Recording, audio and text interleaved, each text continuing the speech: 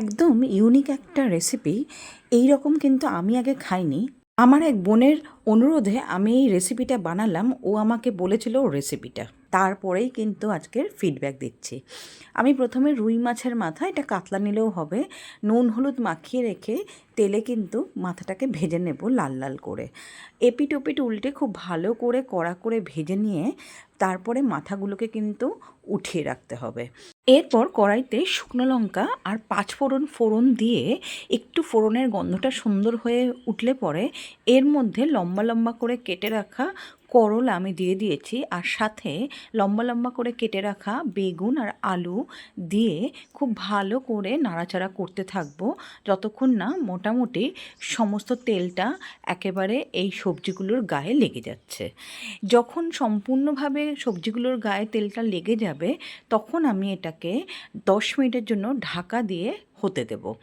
10 minute পর ঢাকনা খুলে এর মধ্যে আমি আরেকবার একটু নাড়াচাড়া করে নেব।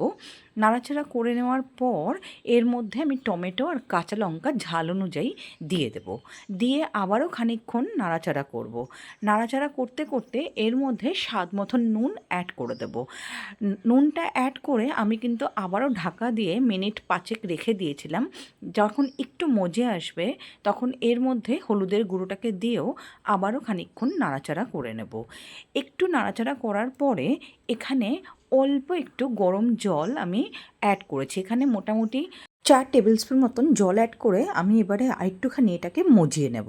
যখন জলটা শুকিয়ে আসবে তার মধ্যে আগে থেকে ভেজে রাখা রুই মাছের মাথাটাকে দিয়ে এবারে এই মাথাগুলোকে একটু ভেঙে ভেঙে দেব যাতে সমস্ত সবজির সাথে সুন্দর করে এটা মিশে যায়।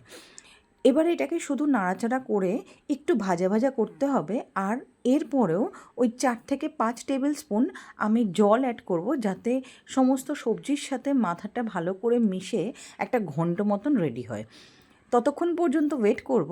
তারপরে আমি এটাকে ভালো করে নাড়িয়ে চাড়িয়ে শুকনো শুকনো যখন হয়ে আসবে, তেল ছাড়তে শুরু করবে, তখন কিন্তু আমি এটাকে বন্ধ করে গ্যাসটাকে এটাকে সার্ভ করব গরম গরম ভাতের সাথে।